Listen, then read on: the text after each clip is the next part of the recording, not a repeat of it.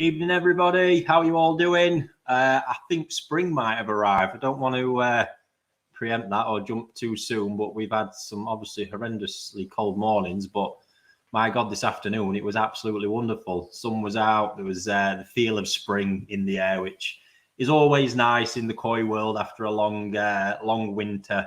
It always seems long anyway, although they do seem to actually get shorter and warmer. But yeah, there we go. So yeah, probably start with the weekend. Yeah, so oh, are we on just gone live?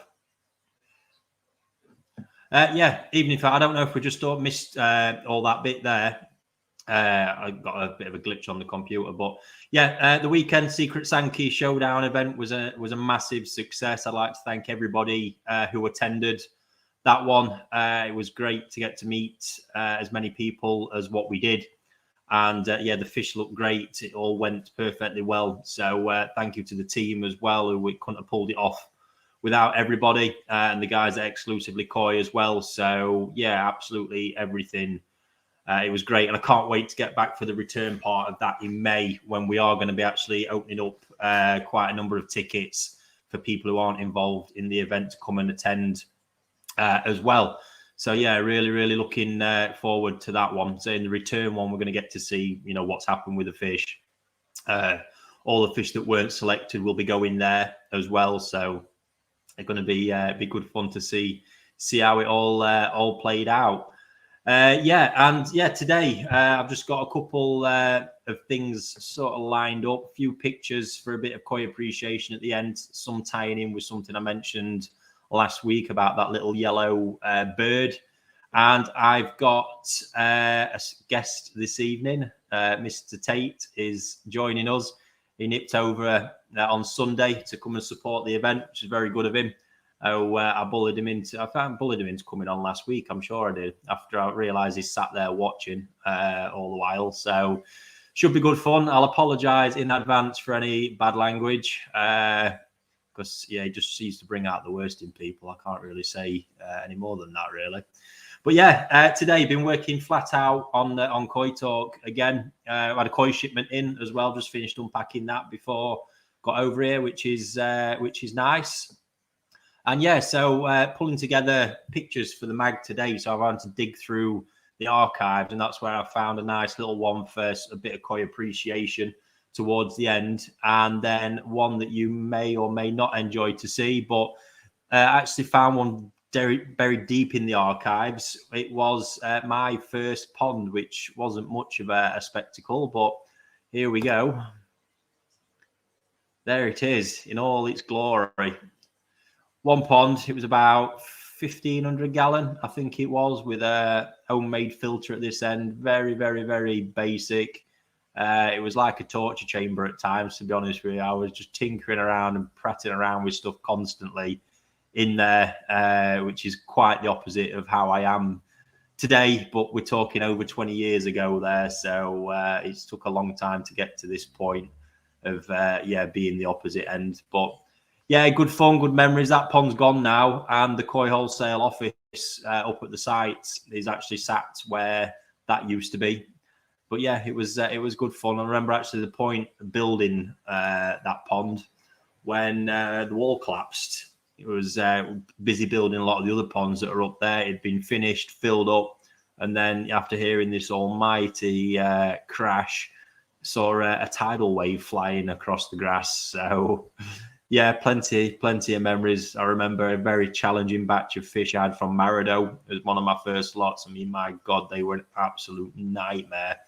And I do feel your pain, you know, thinking back to times like that when I didn't have the experience to deal with them, trying to find out what was wrong with these fish. You know, still probably more if I looked at it now, I'd go towards the realms of sleeping disease and something like that. But back then, clueless, and it was just problem after problem after problem. And yeah, done all the stuff in there that you shouldn't do, really. But it's all experience and all learning. So couldn't get to where I am today without all that behind me. So there we have it. Had a cracking auction last night. Again, thank you for everyone who tuned in for that one.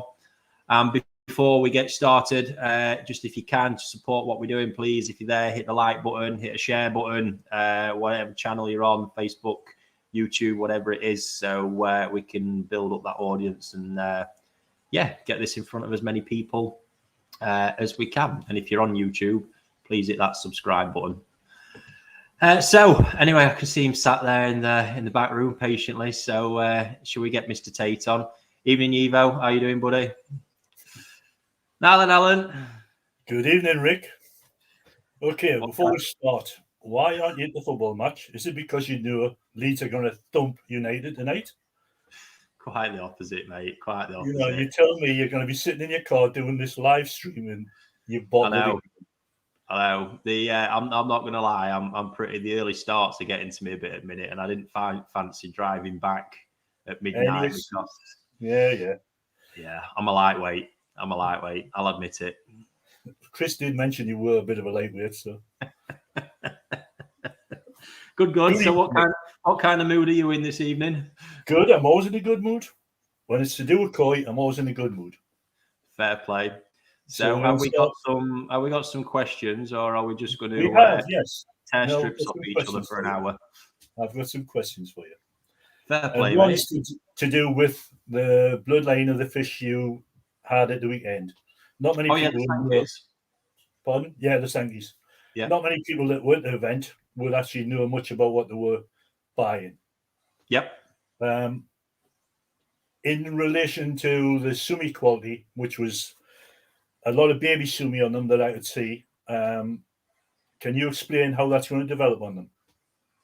I mean, Takano is really sort of, so the lineage is Marido cross Sakai. That is Takano Sanki, and as he calls it, he says Marido Sumi and Sakai body. And when he says that, I think he does the Sakai part a bit of a disservice because we all know the level of Sakai Sanki, but Marido Sumi is quite special. And I've not got pictures of this particular fish, but the Marido Sumi is very much the type that sits in the top of the skin and develops randomly. There's no real pattern to it. It comes quickly, and it really does change. They change a lot from Tosai, certainly up to Nisai Sanzai as well. So that Sumi that there, I do agree. There's probably a lot of baby Sumi. There was a couple of more traditional sort of Sumi type.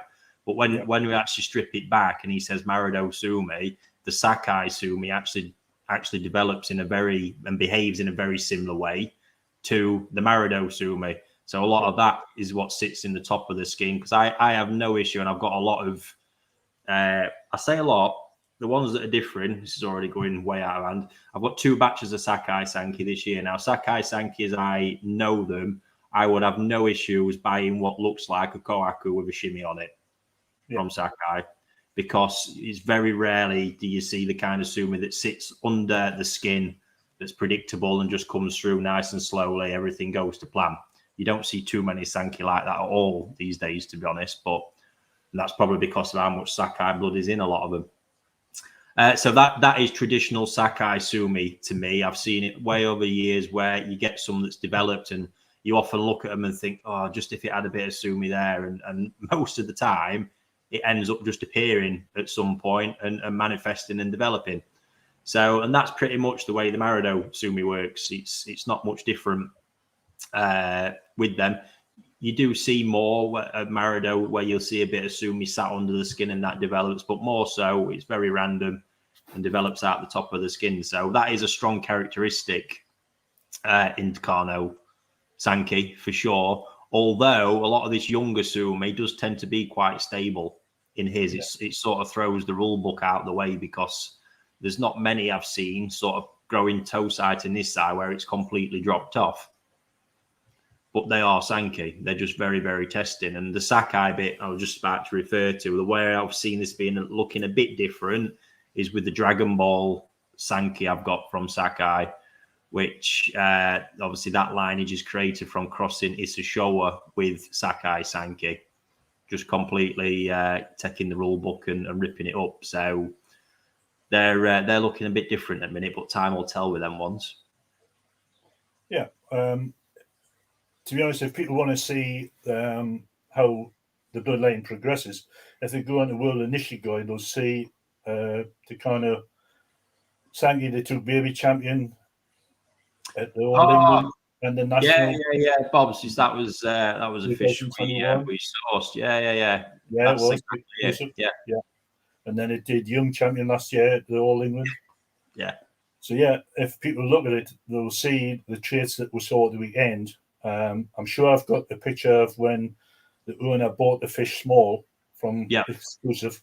I'll try and find that and put it up for everybody, and people will see exactly what you and me can see in that bloodline, and what will happen in the future.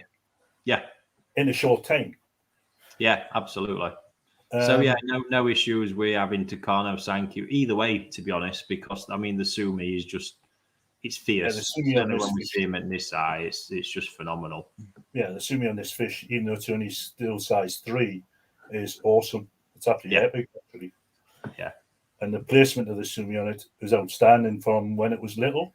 There was no Sumi at the back end of the fish, but very well balanced fish now. Stunning fish. It's done remarkably well. Yeah. So what sort of growth rate do you envisage in the 3.5 months till the May show? Yeah, so as I was discussing this, I think right now, so what they've been back 3 days, they've settled in really well. I've only the temperature's gone back up today, and the feeder, I've literally set it, but it's really, really low at the minute because I've got to start, obviously, the ponds had no food in it really properly now for 2 weeks. So I've got to start building the filter back up and just building the fish back up. So that'll probably run really steadily like that for the rest of this week into next. And then I'll start with some incremental gains. And when they hit their stride, so realistically, we're probably going to lose a couple of weeks in getting them to where I want them in regards to their actual feeding level. From that point, we'll have them rocking temperature up at sort of like 24, 25, and we should be hitting a comfortable kind of centimetre a week. Yeah. So we can sort of reverse engineer it from that one. But obviously, there's going to be sizable body gains in that time as well, which I think will be the bit that will probably shock people. Yeah, I think so as well. I think you'll be looking at 10 to 15 cm on them by the time you show them again. Just looking at the volume on the fish already. Yeah, they've had a pretty crazy jump already. Yeah. And it was interesting to see not too many show people at the event last weekend. People that I hadn't actually seen before much. And people are more wanting the stunning fish for their pond. Yes.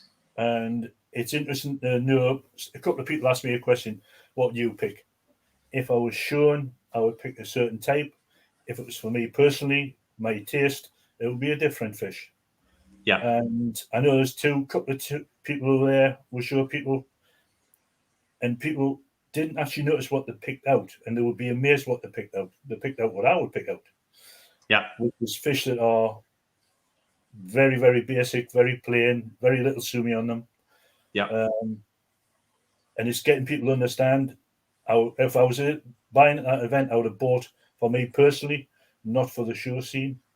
Yeah. And it was quite interesting to watch a certain gentleman who I've known for years and has a fantastic eye pick out the fish. Yeah. And I could say that 90% of the people didn't even look at that one fish. Mm-hmm. He did. Yeah. I know it'll be seen on the show scene eventually. Not for a couple of years, though, but it will be seen. Yeah. So it was interesting to see the different people's philosophy on what they were picking, what they were buying. So that was quite interesting for me from being judging at shows where you're looking at show fish most of the time. Yeah. To understand what people were wanting for their eye and their pond was eye-opening, actually. It was really good. So it was an excellent event. Yeah. It sets a very different vibe, doesn't it? And I have said this, and this is, you tell me what you think to this, Alan, but my advice to most people is I think if they go down the route of trying to constantly look, I think when people get into that showing circle, if they get into it too early and into the wrong sort of groups, it can really send them astray, because I'm not going to lie, I've said it before, I have not a clue what you guys are looking at half the time. Yeah. And then I feel that if I'm struggling to get my head around that, you know, some of the chats we sort of had after the judging at the All England, sorry, not All England, the Great British Koi Show last year, then as someone getting into it, it's just a complete head fuck. Yeah, and for them, I think it potentially leads them down a route where they just can never be content and happy with what they're looking at and buying, because they're looking at them for all the wrong reasons and for a set of criteria that no one really understands. Yeah, I know you and me discussed the Sankey in back 31. Yes. And it's a stunning fish, probably the best Sankey in the show. The best fish, one of the best fish in the show.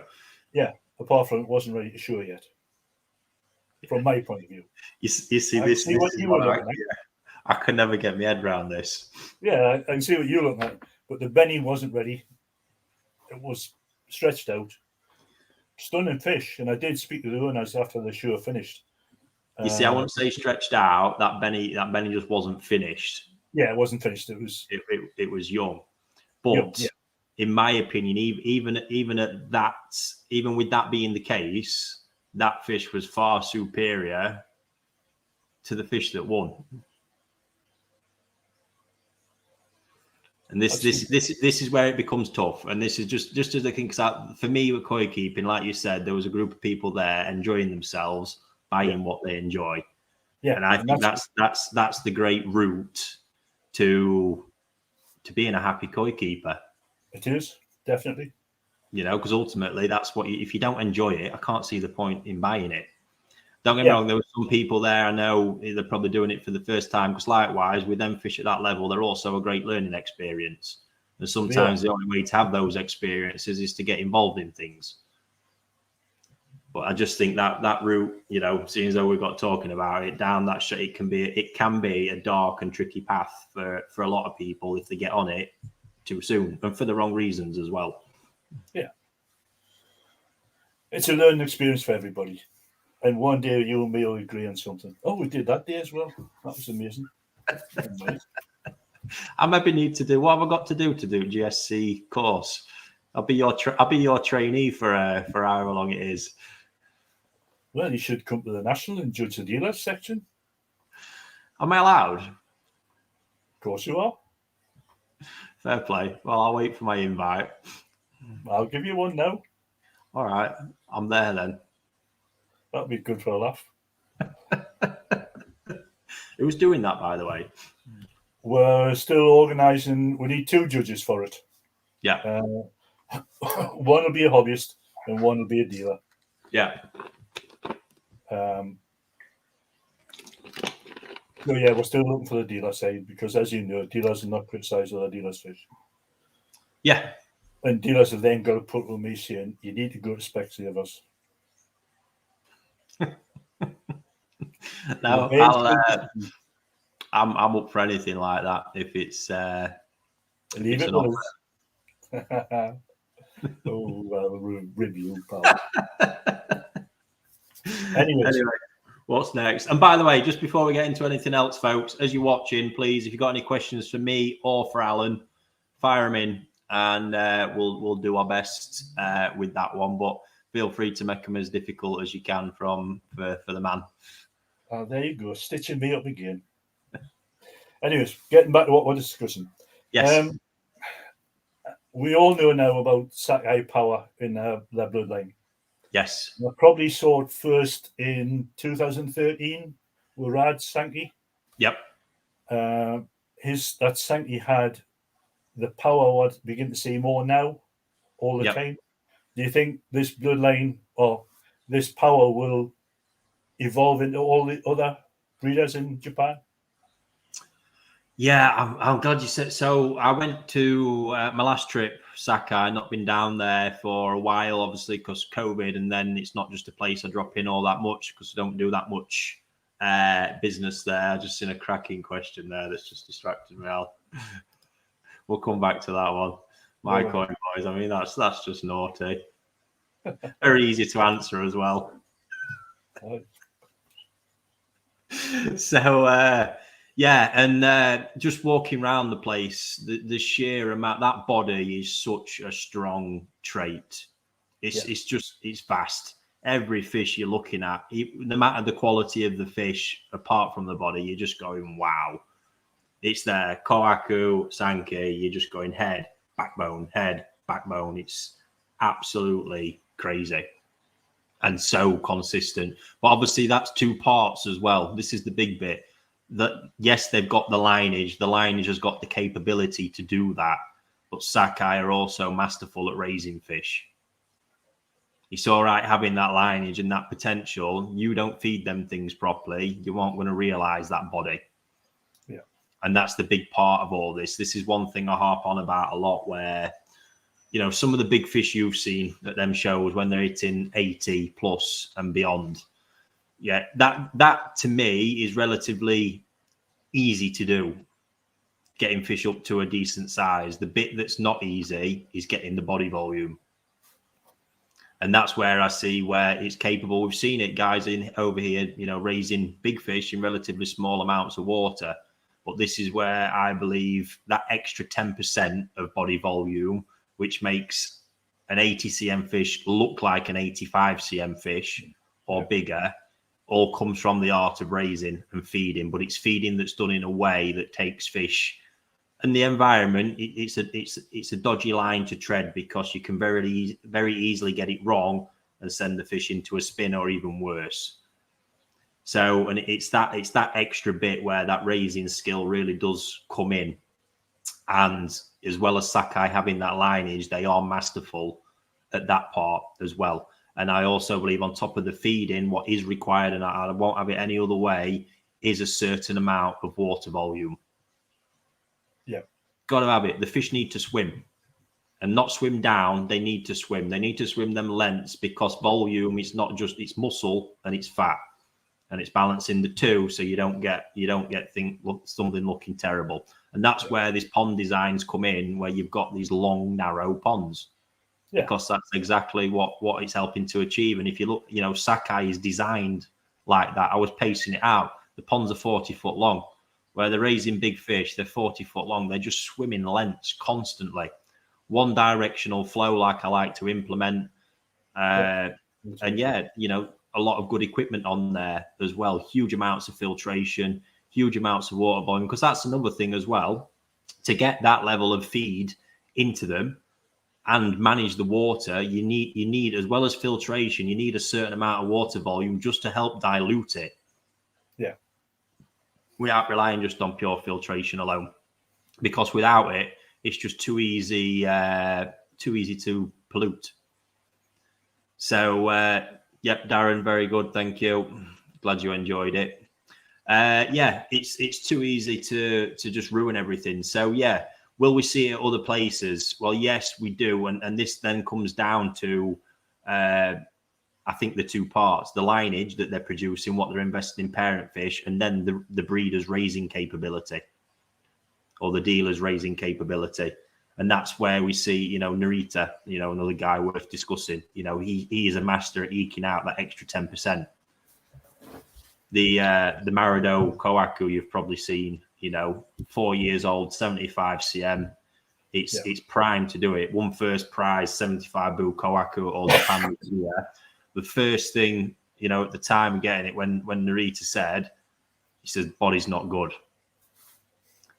And that comes down, because I think 90% of people are looking at that fish and going, wow, look at the body on that. So it also comes down to the eye and the standards that breeder sort of holds, or dealer holds himself to. And he knows that extra 10% is what takes that from a first prize winner to a Kikugo prize winner. Yeah. And that's all in raising. And, you know, that fish has been raised by the breeder. Marido is no slouch, but I know Marido's raising capabilities and raising facilities are not a patch on their eaters. So, yeah, I mean, it's all there. And some guys more and more are doing it. NND seems to be doing, because, and to be honest, where it's really coming, NND are masterful at raising fish in mud ponds. Yeah. But their sort of technique, don't get me wrong, they've got that, they're getting that hump and that volume in the fish. But there's a lot of Sakai blood in their Sankey.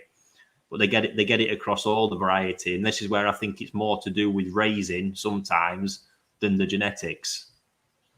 All right. You know, where I sort of throw that in is Kanskei, for example. Kanskei is, and I've never really had the fish to test it enough. I've had a lot of Azakari fish at Kanskei, and I've stopped doing it because the results are disappointing. Yeah. But these fish are raised from big 90 plus cm parents, and there's a hell of a lot of Sakai blood in there. So I know the capabilities are there, but when we've got Yonsei that are struggling to push 60 centimeters, you know, 66, 65 cm, you've got to question what's going on. And this is, but don't get me wrong, you know, at Nisai, they're sort of 30 cm, you know, Sanzai, then they have a big jump, but the size for age is never really that much. Yet I know the capability, I feel like the capability of the lineage is so much more. So I put it down to his raising technique. Yeah. It can't be any other. The way he's doing it, he's not raising jumbo Tosai, he's not raising big Nisai. It's all just done in the mud ponds over the one period. So I think this is a lot of the problem. Then we see a lot of other breeders as well on a smaller scale, where I know I can do a better job raising that fish than they can. Yeah, hands down. And it's just because they've not got raising skill. They've got all the breeding talent in the world, but they don't really care too much for raising them. It's more a case of getting it done, or producing the crop, getting the crop to a certain size, if we look at it that way, getting it in and selling it. So yeah, I think more and more the capabilities are out there in the fish, but it's what people are doing with them. Issa's masterful. The lineage can do it, and he's great at raising fish. You know, when I look around, I think, yeah, he is really pushing every centimetre out of them things. I'm trying to think of an example of someone where I'm not really a huge fan of it, to be honest. Marido is probably one when we speak about it. It's not a place I'd be mad keen to buy an Azakari fish and leave it there. Yeah. You know, because I think it's pretty basic in what they're doing. And compared to others, I think they lag behind a little bit, you know, honestly. And that's a big breeder. That's a heavyweight breeder. Do you think that's volume of fish in his holding facilities?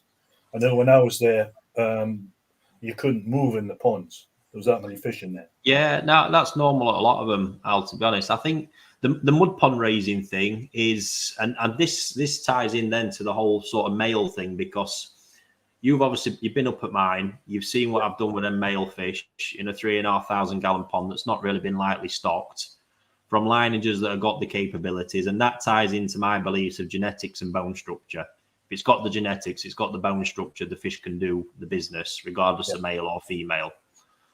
And this is something I touched upon somewhere, and I know Rob Fleet, I think it was, sort of mentioned it, but raising fish, males, I believe concrete ponds is the only way to raise male fish successfully. Yeah. Now, why, one would ask, when it works, obviously mud ponds work so well for females. The reason why I think it is because in a concrete pond, I've got so much more control, and I can feed. You can really, really throw food at male fish. I've not got any belly line to worry about, any eggs, anything like that. I can really, really, really throw food at them and control the environment properly. In a mud pond, we've not quite got that. Yeah. You know, it's an expansive environment, and if there's any level of competition, it's not ideal for them. But the main thing I believe there is, because feeding max food in a mud pond is dangerous unless you're super experienced, because you can very quickly tilt things in the wrong direction, and it's a lot harder to recover it. Yeah. And there's so much more going on. You know, it's very easy. You have that slight bad season in the mud pond, you lose a bit of your consistency. And I think it really impacts male fish more than females. So we get to a concrete pond, we've just got so much more control. And I believe that's why, you know, we're getting better results. And that's why breeders are choosing to do it as well. Yeah. So yeah, to answer your question, I think there's plenty of it. We don't obviously see as much of it outside of Japan, because most of the big fish over here are raised over here and not done to the same kind of standard or level, being completely honest about it. And then the stuff that is being raised like that in Japan isn't making its way over here all that often. I don't know with Radsanki, you might know more, to what point that was raised in Japan before it came home. Yeah, it was raised quite a while. It would be top end of size 6 when it came over. Right. So moving into 7. Yeah, it was quite a big fish then. a lot of the heavy lifting's been done. Yeah, it had what we see more of today, not in the same volume, but you could see the trait was there, the broad head on that fish, the shoulders on that fish. Yeah, it was superb. Yeah, cracking fish. Absolutely. Yeah. So yeah, good question. But yeah, volume is that bit for me. Like I say, raising fish easy because you can 24 degrees, give them a bit of space, give them a bit of food, they'll grow like stink, just naturally. But what they'll do is stretch out. The minute you want to get the volume, it changes the game. Yeah, I know. In the early days, early days, 80s, 90s, it was all about Matanoski bloodline and how elegant that Sankey line was. But we're seeing a big shift now. But the problem is, where do they shift to next? We've gone from slim and elegant to power and volume. What's your prediction for the future? I'm not sure we'll see a change. Because let's face it, in all the time they've been doing Koi, that's literally been the change, gone from slim and elegant to powerful. Yeah. Things don't happen that quickly. We get new varieties, trends of varieties. You get the popular one every now and again, but big fundamental shifts like that. And let's face it, the two most dominant forces in Koi right now, Dainichi and Sakai, both have that trait in common. And who's going to budge it? I think the competition now is how big a Koi you're going to get. Yeah, that's the real one for me. I mean, we look at this year's All Japan GC. Don't get me wrong, the fish. So I will say again, I've not seen it in the flesh, but from what I've seen, didn't massively get my pulse racing. However, cannot help but appreciate 1 meter at that quality level, that body. Because it can be really hard when they get to 1 meter maintaining the body mass. Yeah. And at that kind of scale. But now let's face it, last year was over 1 meter. This year it's 1 meter. It's the new benchmark for an All Japan Grand Champion. Yeah. I did think the 94 cm Sankey from Sakai was a stunning fish. The one that you just I slightly preferred that one to the actual GC. I'm with you on that one, 100%. Oh my god! I know. There we go, folks. There's an exclusive. Okay, now. Christ almighty. Can we delete that last bit? Dear me. Brilliant. Twice in a year. I know. Mental, mate. Mental. So yeah, that's but that I think that is the way we're going. It's how big can they get and how good can they get at that size. Yeah. Because there's no going back from there. The body is the new standard, and where do you go back to slim? Well, I can't really see it happening. No. Interesting though, but they say things evolve, and everybody has to evolve with them. Yourselves, judges around the world. It is keeping up to date with what's happening in this industry. Completely. And the next question. We see all these new varieties coming in. Do you think it's a long-term future? You know what I'm talking about. I thought you was going to ask me for a lesson on golden corn. I'm quite happy to get one, Al. Get out of here. So, do you think golden corn, Black Zeus? I know a lot of this is just names. Golden corn, I understand he spent 12 years at that fish. But I haven't actually seen another one to compare with the original one that everybody was showing. Yeah. They're all different now. There is. There's one. It won quite a prize at this year's All Japan. Yeah. But not many. But let's face it. How many of these varieties do we see? Even the more established ones, every year that really do blow you away. Yeah. Do you think they'll have a long-term future? Or do you think this is a fad that will fade out? No, golden corn. I don't think, because I think ultimately he loves them. It's something he's produced. Yeah, I know what you're saying. He probably will continue to do so. Will they fall out of sort of vogue, out of fashion? Quite possibly. Yeah. That just happens. It's natural. I think the thing is, there's a little bit too much of it, and some are just too quick to jump on something. So it's without knowing the full history, you know. And I think that's what happened when Golden Corn. So I was aware of Golden Corn a bit before they came out, and was sort of, you know, we announced and we've got them, they're here. And all of a sudden, I think people were skeptical, just like you said, like, oh my God, you know, here's another fad that's just come along, without understanding this guy's invested so much in this to get to that point. You know, and when someone's that level invested, I think it's natural he's gonna stick with it, and it has sort of took off, and people are loving them, and it's become like it's the new version of a Matsukawa Baki. It's one of them varieties. If you like the challenge of something unusual and the unpredictable nature of them, they're the perfect variety for you. Got a different color tone, and yeah, they're interesting. I think the issue I've got is I can't even remember the name. This new thing I've seen from Dainichi that's been banded around, Bronze Summit or other, whatever it is. Someone out there might have seen it. Bronze Samurai. Bronze Samurai. There it is. Yeah, I mean that's just a load of bollocks, plain and simple. That's them just getting carried away. They've produced something that they're probably not going to breed, and they've stuck a name on it. And yeah, that winds me up, because it sends people's heads into a spin. Well, tell us about it. I get people asking me right, left, and centre, what about this? Well, yeah, bollocks. And that actually, while we're on that brings into that bit I mentioned last week. So the story of old man Hirasawa and his Uguisu Shigure. So mentioned once and never mentioned again. So I did manage to find, I think Steve stitched it together, look. That was the actual fish. I mean, the fish was absolutely epic. And that's the bird. That's the bird that he named it after. So I could see where he were coming from.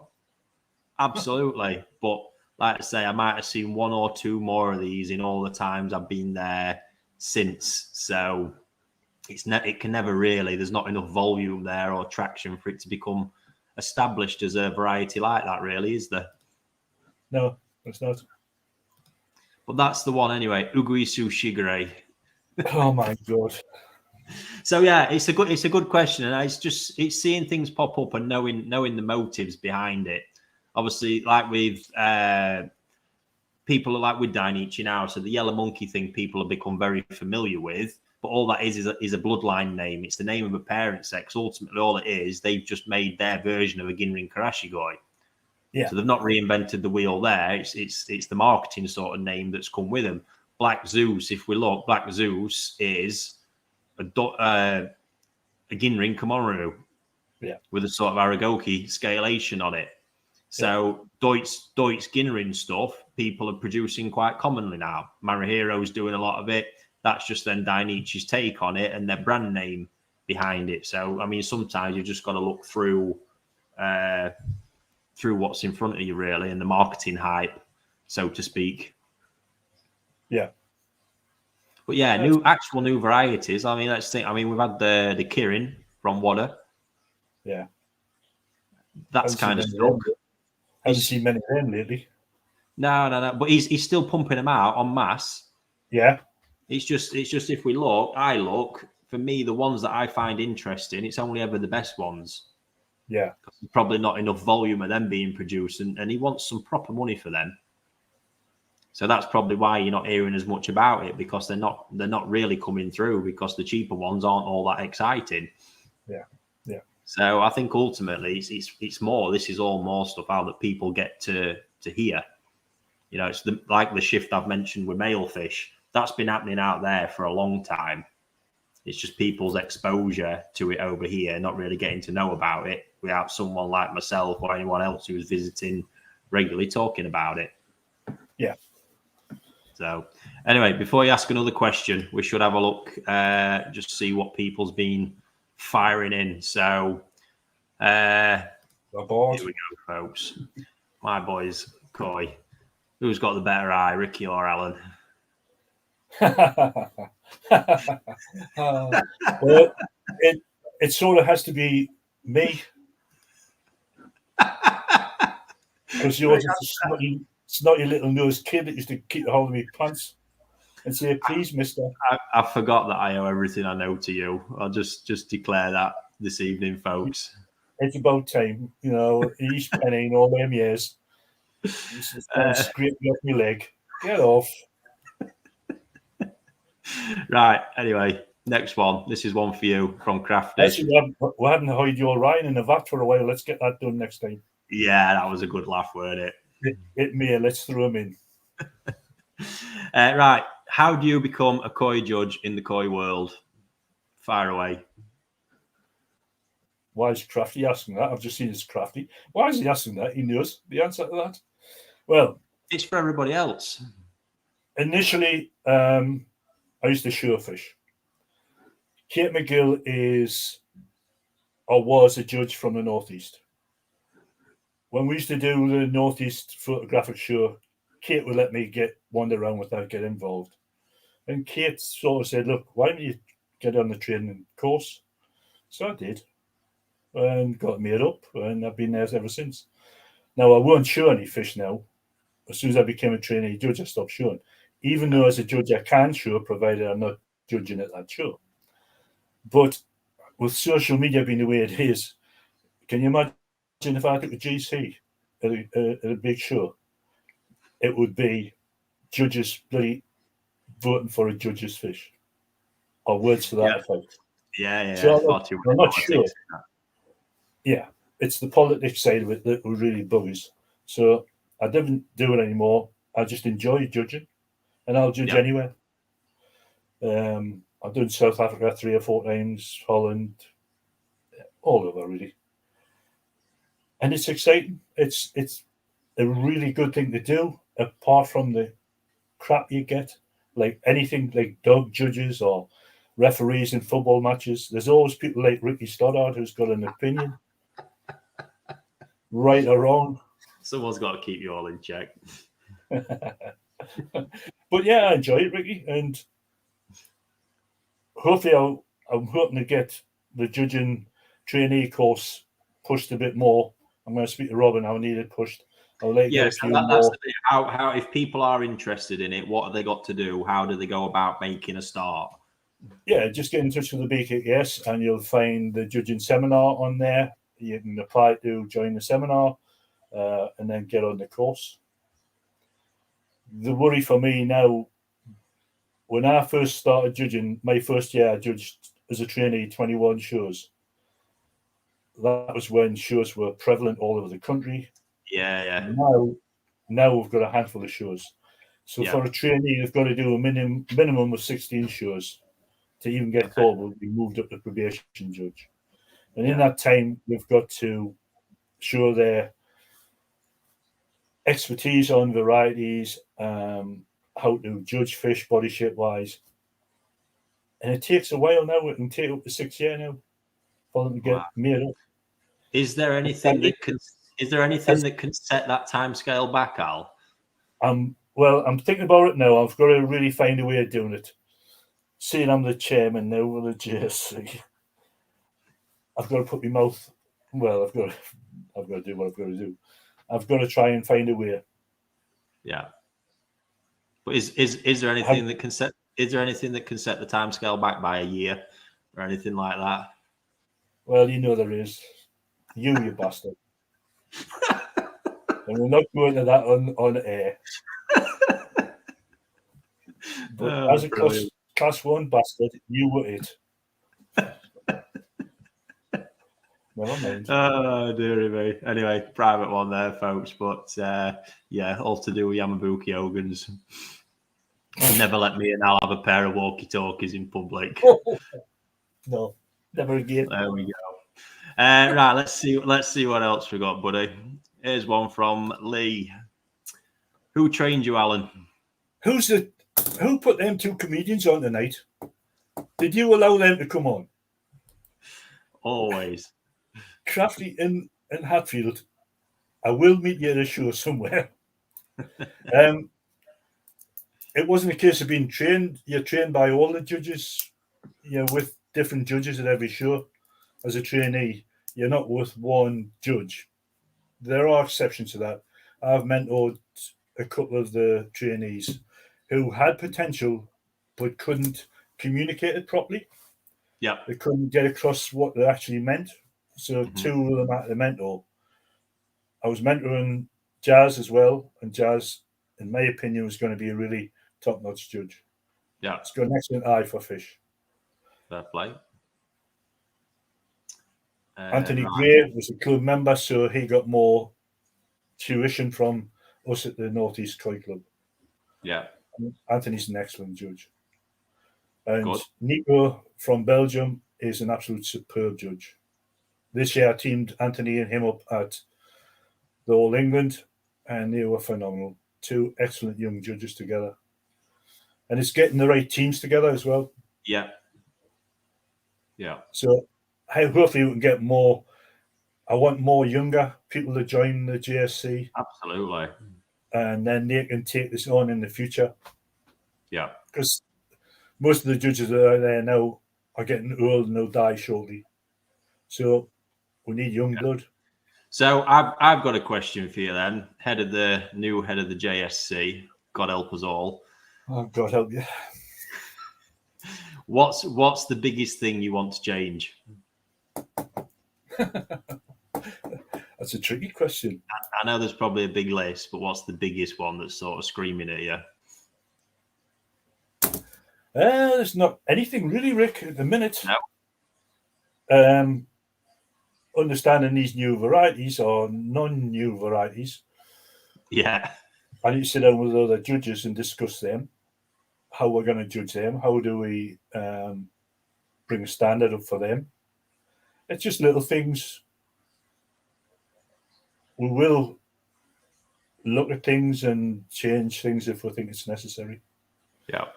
You're on my case all the time, so we'll look at it. Like I say, someone's got to be.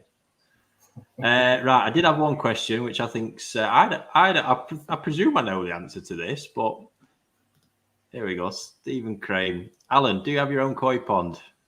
Yep. Fair enough. Do you want to tell us a bit about it? 3,500 gallon. Yeah, nice size. And I've got 2 lakes that I use. 2 what, sorry? 2 lakes. All right. Probably one, it'll be about 100,000 gallon, and the other's probably twice that size. Nice. Which I've just chucked fish in over the years. My shore fish all went in there. There's some big fish in there. Yeah.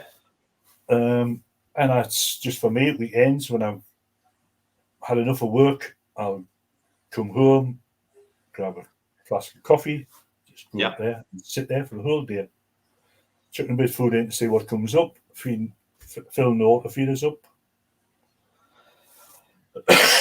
So it's just a relaxing time for us, that. Yeah, absolutely. Nice. And eventually, when I retire, I would like to try and get into doing some breeding. Yeah. I've actually got a 3rd lake, which is a smaller one, which I'm experimenting with a couple of tour sites at the minute to see what sort of growth rate we can achieve in a season. Yeah. I should have been up around Christmas time and checked things out, but I hadn't had too much on. So that's the plan long term. Ideally, I want to just try and breed a few for my enjoyment. Very rewarding, isn't it? It's for my enjoyment more than anything, Ricky. Just to see what I can do. Yeah. Good fun. Right. Flip it back over. What else is on the list, Mr. Tait? I know you're going to put this event on in May. Are you planning on doing events through the year? Yes. I don't know how much we'll get done this year. We're sort of just testing the water. I do know we're planning something in the autumn. Yeah. Something autumn harvest based around the fish that we've been raising. That's an idea we've had for a while, and now we feel like we've found the venue. We feel like I can probably bring that alive, and I would like to do something Koi Talk under the Koi Talk banner this year as well. So, yeah, I just love it. That whole thing of bringing people together is the one for me. Sharing experience, knowledge, setting that right tone and atmosphere as well is really important to me, where everyone feels welcome and everyone feels included. So yeah, it was the one thing I found very well. It was really, really good that people, for once, actually came and asked me questions. yeah, Because I always find sometimes they feel intimidated. I think they don't like asking us questions. yeah. Why? I'm a hobbyist at the end of the day. Yeah, I'm a judge. So what? I'm still a hobbyist. Try smiling a bit more, Al. Oh gosh. Oh god. Sure. But I'm all for. I know there's what I hate is there's this sort of stigma of this. I think there's two sides of the industry. There seems to be a side where if you're involved in it, you'll say everyone seems to hate each other. Everyone seems to want to kill each other, just slag each other off. Not got any time for anyone. No one ever seems happy with what they're doing.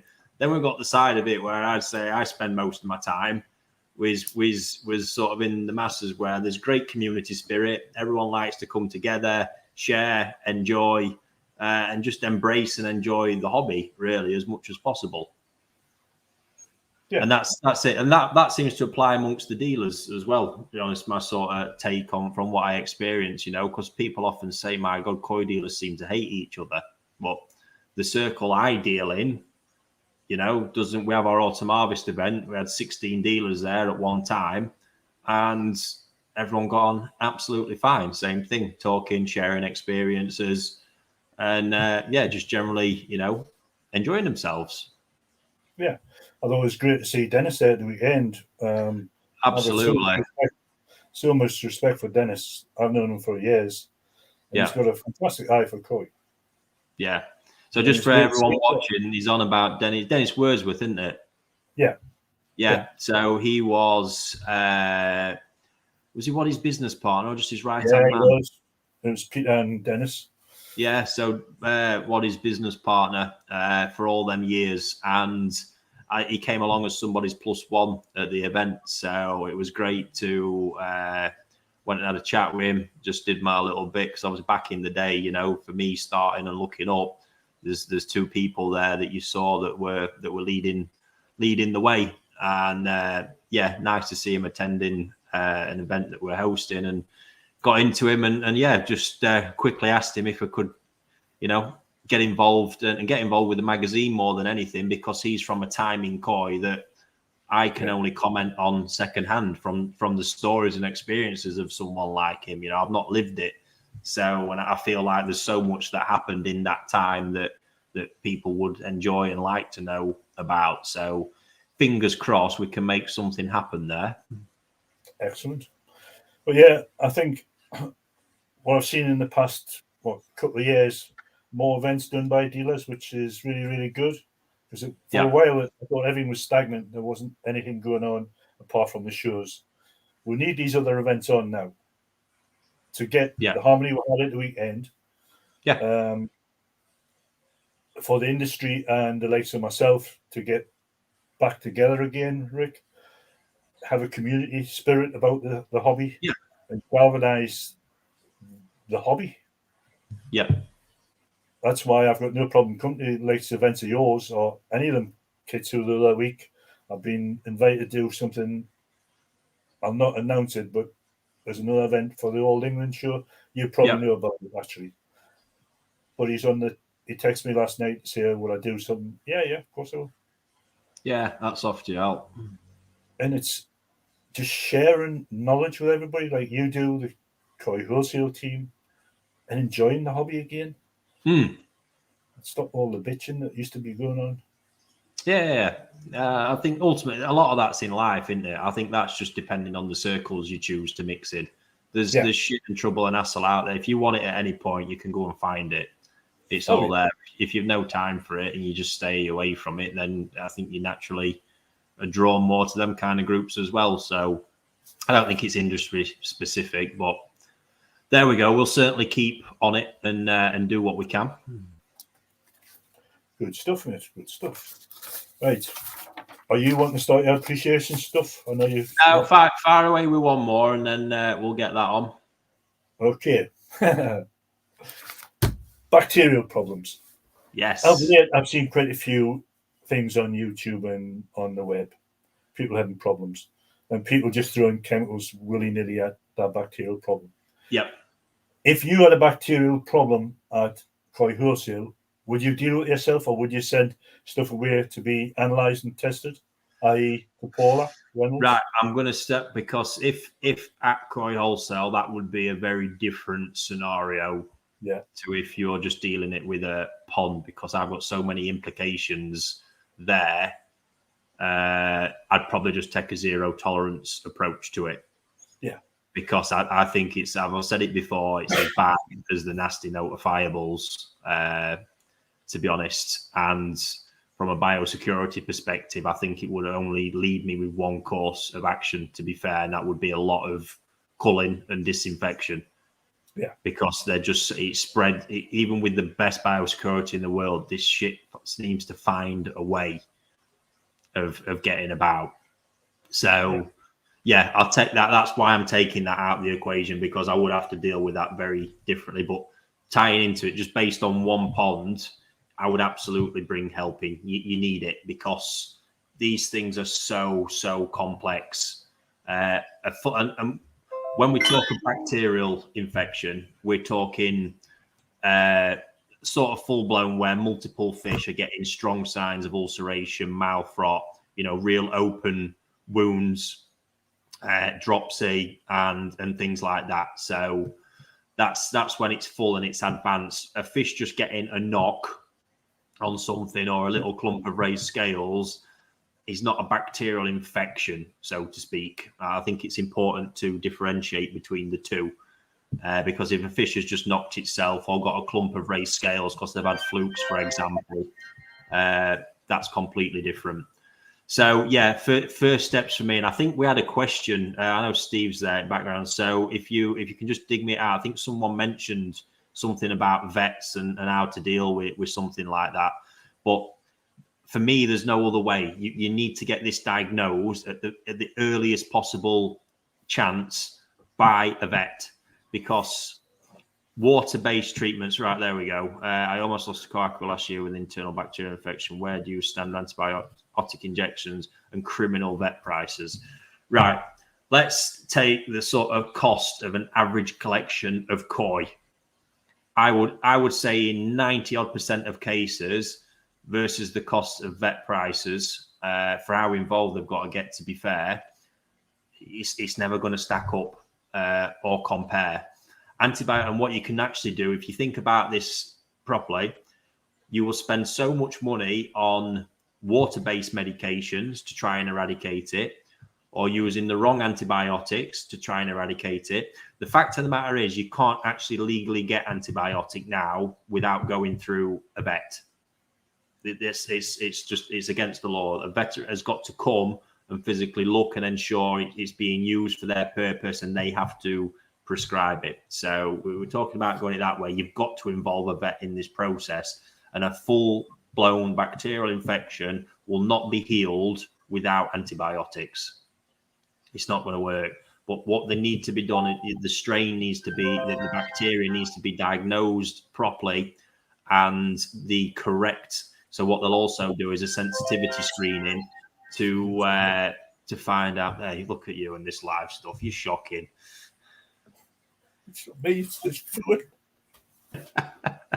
Yeah, you need it, sensitivity tests, because what you might find is, don't get me wrong, a lot of the time it seems to come back, and bacterial, enflaxin, if I pronounce that right, is the one that seems to be very broad range. However, there's a lot of cases where it won't. I mean, you might go down the route of using something oxytetracycline based, for example, and there's so many strains out there that are resistant to that. Yeah. There's actually one case I know of from last year where the vets actually came back and said there is nothing to treat this strain of bacteria. It's resistant to everything. It's just like, wow. I mean, that's major stuff to hear. So, you could go the really long way around, spending money, hoping, that you keep chucking chloramine tea in, which is expensive, or hitting them with potassium or whatever it is, that you're going to heal it up. You're not going to heal it up. And all you're eventually going to do is have a really high mortality rate and lose a load of fish. So rather than muck around, straight in with the vet. get a fish sent for sampling, get some screening done, or just swabs normally. You don't necessarily have to send a fish. Swabs done, find out what's there causing it, and get the correct antibiotic. What you might find is in a lot of cases, the vets, and I know again from somebody else I've helped last year, got a very, very good vet in to sort something. And this case was kicked down the curve for ages, even despite early advice to say, look, just get it diagnosed and treat it accordingly. When they eventually got the right one, you've then got dosage to consider. The dosage and how this fish had just been given a general bacterial injection. It didn't need bacterial. It needed something completely different. But the dosage was just being estimated on length. Trying to calculate the averages of body weight based on length, it's so far out. And if you're underdosing on antibiotic, you might as well not bother. Yeah. So yeah, I mean, massively complex, but you just can't do it without the proper intervention and the proper services. And ultimately, you don't have to use a vet to get the laboratory work done. That can be done. There's labs you can just work with directly on that. However, when it comes back and tells you need X, Y, and Z, you then need a vet. So you can't take them out of the equation. But like I said, I think for me, the costs, this particular case I was just on about, the costs certainly of the vet were not even close to the price of the one fish, never mind the entire collection. Yeah. So no brainer for me with that one, to be honest with you. And but the real thing with bacterial infections is just to be proactive in prevention, because you don't want the day when it comes and that's truly happened to you, because it's devastating. I can't stress it enough how horrendous and complicated they are. So there we go. Yeah. That answer that one, Al? Excellent. Cool. It does. I just thought I'd try and get that out there because it's something I can't comment on. I've got a code of conduct being a judge. I can't comment about medical things on forums. Yeah. So I don't. But I see it all the time with people throwing chemicals at bacterial problems, and they've still got the problem. Yeah. You've got to find out the source of the problem. If it could be as simple as a blood bacterial problem, how are we going to sort that out with a chemical? It's not going to happen. It's just not, because most of the infections end up creeping that way anyway. They transmit from the fish. Because don't get me wrong, this is something I've faced firsthand many, many, many years ago in the early days, and I've had it from a result of decaying waste left trapped in a system as a result of when I first got hit with Costia. I mean, this is probably 20 years ago now. I mean, my God, it just because we didn't know how to diagnose it. We didn't know what it was back then. And as the minute we found out what it was already too late, because they ripped the fish to pieces. And then you're just picking up the aftermath from that. So there's loads and loads of different ways. But yeah, as well as that, you've got to find that root cause. The root cause could quite simply be you brought it in. Yeah. That's quite possible. And then it's just started through transmission hitting everything else.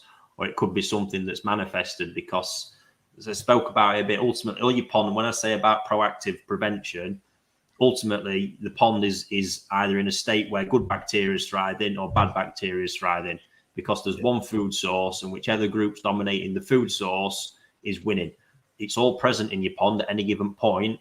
It's just that the bad stuff is just there waiting for its opportunity. And the minute you give it the opportunity, the scales can tip, and then you've got a problem on your hands. Yeah. A very, very simple level. That's where you're at. So everything you can do, strict maintenance regime, reducing stress as much as possible, stress triggers, but as well as that, just keeping on top of parasites. The difference in having a few flukes, picking them up early, medicating it, versus, I think there's something wrong with my fish. You leave it 2 weeks. Then all of a sudden you've got raised scales. You then diagnose, I've got flukes. At this point, you've probably lost a fish or so, and the bacteria has already started setting in. Then you've got a problem that could have been quite easily prevented 2 weeks ago. You cannot just leave it and wait and hope for the best. Got to be on it. If you don't know what you're doing, seek help, get help from your dealer or wherever it is. There's plenty of ways. A friend who knows how to diagnose via a microscope, plenty out there.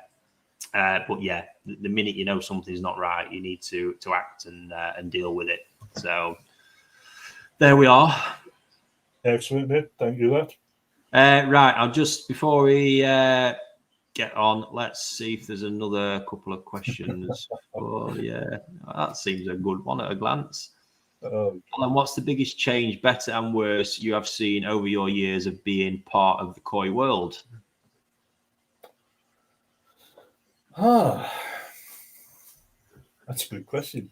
It is. It is. Probably filtration. I think things have definitely improved on the filtration side of the hobby from my early days of having block built run through filters. Yeah. But by the same token, my pond still runs on a Nexus and a homemade batty shell. No drums, but drums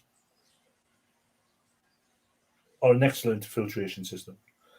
But most filtration systems are excellent provided you look after them, provided you do the maintenance.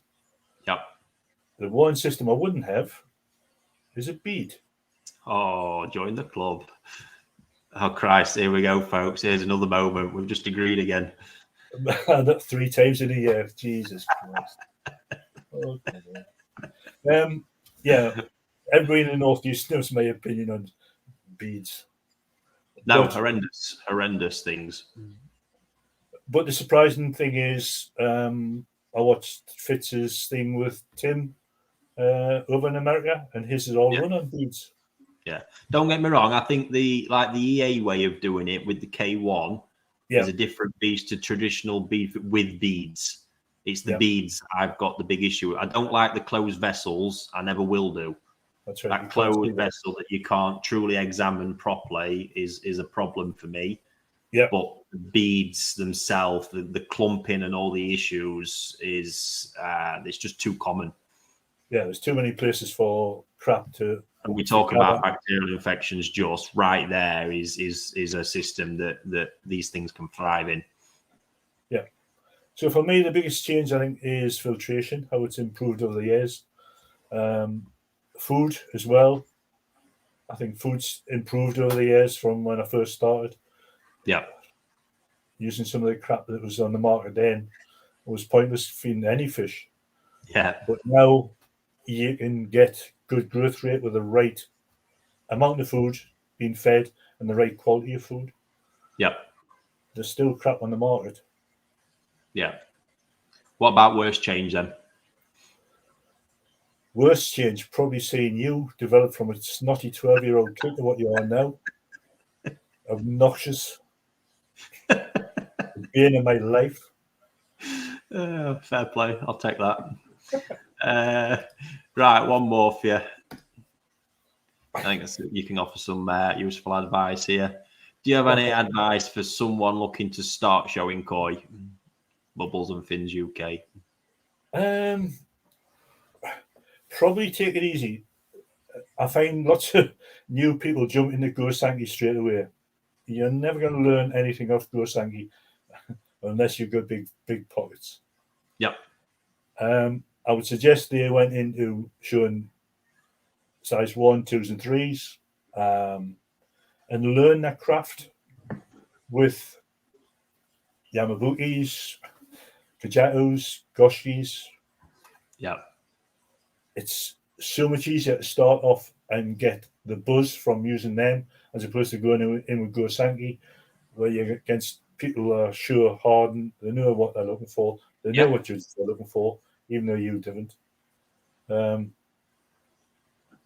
I would take it slowly. Don't rush into big stuff as well.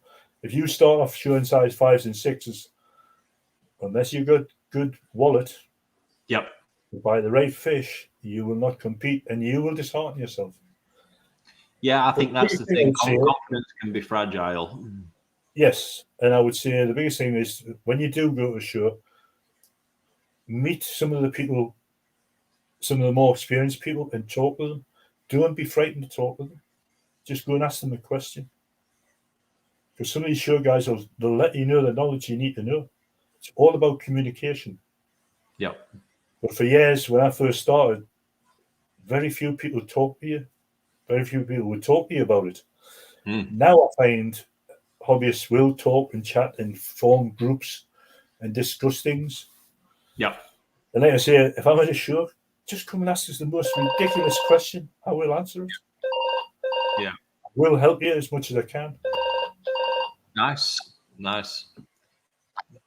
Right. So we get on to it then. Show small fish first. Go on. No, I've got the bit of koi appreciation. I think you'll enjoy this one. So this is all about, you know, people learning rather than just going out and spending crazy amounts of money, learning what to look for and learning to try and see potential in stuff rather than just buying too much what's in front of you right now. So unfortunately, I couldn't find the individual pictures, so it's already stitched together. But before I show it, this was a Yamamatsu Kohaku. So it's the Matsunosuke operation in Niigata, which the first thing you'll learn about Matsunosuke is fish need time. It's very much, it's a really old bloodline that everyone who sort of gets to know it knows they need time. The best bit about this fish, as a Tosai, it was 300 quid, I think. So you'll make your own judgment on whether you think that's a lot for a Tosai at the kind of size it was. I don't feel like it was a lot given the sort of price fish go for. But this fish, luckily, it was a customer at the time I had a really close relationship with, and it was in this batch of fish we had for sale at my dad's shop. And he came in, I said, I think you need to have a look at this. He looked at it, kind of liked it, but trusted me and took it. And I was also helping him sort of really intensively work on his pond for raising as well. So this is it from start to finish, basically. So not a monster by any stretch at Yonsai, but there you can see that Tosai, which is a pretty unappealing fish in a lot of ways at 25 cm. Really, really softly coloured Benny. No real body mass, but it's got that body line that I often talk about. Where you've got the length, you've got that sort of slender taper to it, absolutely cracking head. And then, it sort of came alive, got the raising in. You could see the Benny quality. There's even an area on the Benny at Tosai where you can see there's that little sort of, looks like a white window appearing. But to me, it was just, you know, the colour was just slightly damaged. And, there was the result. I mean, colour-wise, no issues that was ever going to happen. You just had to wait. That colour just layered and deepened over the years. And the body came as well through good raising. Shiroji, you can see how it had a slight creaminess to it at Tosai. And you can see that in the face as well. And then, you know, eventually, again, through good raising and just maturity as well, that's all cleared up at the same time. So, yeah, that's one I believe would have just stayed overlooked in that pond right until the very end. In fact, it had already been in there a little while up until this point. And in the end, it was well worth the gamble. So, what do you think, Al? I agree with you. When you first look at the first Tosai picture, the pattern is very, very heavy, which most people would overlook. They're not visualizing what's going to happen when it's Yonsai and older. That pattern is right for a big fish. Yeah. The body line's superb on it. Yeah. I would buy that fish. Yeah, but it's just a prime example. And when I say about people looking for too much sort of too soon, you know, I think a lot of people are looking for the Benny of the fish on the right-hand side in the Tosai on the left-hand side. And that's just not what happened. I'll be looking for the Benny on the left-hand side first. Exactly. I think if the Benny on the right-hand side had been on the Tosai, I wouldn't have then bought that fish because it's too strong at a young age. Yeah. Can't generalize it too much. I mean, it's good to have general rule of thumbs. It is. There will be some exceptions, i.e. Dainichi, Nogami, lineages like that do tend to have Benny like the fish on the right as Tosai. The thing that changes with that is more depth comes with age and even more intensity and thickening of the colour. But this is where knowing the lineage can really, really help out in instances like this, because you're never going to get a Yamamatsu fish looking super pretty at toe side. Just doesn't happen. Even the Nisai can be hard to get your head round. It's not until these things hit 3, 4, 5 years old before you start seeing the finished article. And that's where one of the biggest skills in koi keeping comes in, after you've got a bit of knowledge and experience. Patience. Yeah. I think the finish on the fish... That's a hard one to teach, patience. Oh, it is. I've done it myself. But the finish on that little Tosai were in really good proportion. And even Yonsai, everything was right. But sometimes you see young Tosai with massive pecs and you think, well, will this ever grow into them? And 9 times out of 10 they don't. Yeah. So you've got to make sure everything else is right. It's okay looking at the body shape, the pattern, the quality of the skin, but also if the finish is wrong, it will never ever achieve. Yeah, it's interesting you say, because that's not something I talk about, like, but it is something I do pay a huge amount of attention to. I think more subconsciously than anything, because pecs can completely obliterate ruin a fish. A really, really high quality fish if they're either damaged or even just the wrong kind of shape and style, to be honest. So fin elegance is what I often say, and it's massively underrated. But I suppose I stay away from it because I don't want to drive people too potty in overanalyzing stuff too much, because if you then add on top of these, pattern elements and things everything are looking for, sheer perfection in pec fins every time, before you know it, it's impossible for you to buy a fish. So it's meant in the right way, but it does make an impact, and stuff like that really comes in bigger fish. Certainly if I'm buying higher end fish, it's something I do scrutinize the hell out of. If it's not right, the appeal's just not there. But yes, just we'll show that one once more, just for everyone to admire. But there we go, Tosai to Yonsai, Yamamatsu, Kohaku. That was a steal, I believe, at 300 quid, that one. So and just goes to show what, don't get me wrong, how would you think that fish on the right would fare at a show, Alan, with the pattern as it is? I still think it would do well. The quality is undeniable. It's all about the quality, The Benny plate itself is consistent right through the fish. Sashi's good on it. Kiwa looks really, really good. The pattern, it's pattern. It wouldn't put me off. I'll be judging that on the quality. Yeah. Purely the quality. Yeah. So there we go, folks. With the right attention, patience, and a bit of skill in that area, you've 300 quid there, and you've got yourself something that could be competing. So without a doubt, we have it. Happy days. Right, better get off. Mrs. might have thrown my dinner in bin already. So that was the only appreciation thing we had tonight, was it? Jesus.